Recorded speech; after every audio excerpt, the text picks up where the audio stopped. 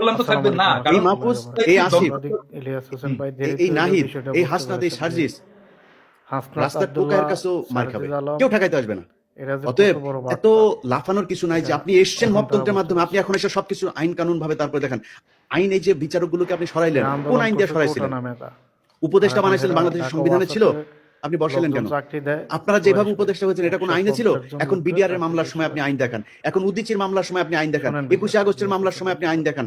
ওই ফেনীতে যে বনোজ কুমার আর ব্যারিস্টার সুমনরা যেটা করে গিয়েছে, সেই 16 জন মানুষ এখন পর্যন্ত তারা কেন কন্ডেম সেলে আছে?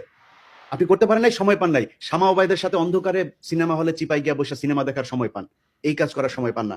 এটার জবাব বাংলাদেশের মানুষের কাছে। আমি বলেছি যে 5 বছর, 10 বছর, 20 বছর, যত বছর প্রয়োজন হয় থাকুক তারা। আমরা তো বিএনপির কাছ থেকে বেশি সুবিধা নিতে পারতাম, তাই না?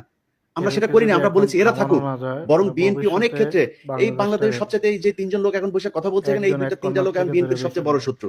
কার জন্য হয়েছে? আমরা বাংলাদেশের মানুষের জন্য, এই ছাত্রদের জন্য। তারা গোনাই ধরে না। মনে হয়েছে যে এইভাবে এসে তারপরে কয়েক বিলিয়ন টাকা কামায়, তারপরে মনে হয় তারা বাংলাদেশে আবার ক্ষমতায় আসবে। এত সহজ? আপনার মতো এরকম কয়েক বিলিয়ন ডলারের মালিক বাংলাদেশে বিএনপির অনেক নেতা আছে, নাম ধরে বলতে পারি, তারা আওয়ামী লীগের সময় কামাইতো।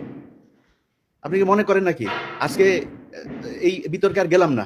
তারা কামাইতে পারতো, কিন্তু তারা আমি কিন্তু এই সঙ্গে আরেকটা এই জিনিস টাকা দিয়ে আপনি বাংলাদেশে রাজনীতি করতে পারবেন। আপনার চাইতে বহু টাকাওয়ালা লোক বসে আছে বাংলাদেশে।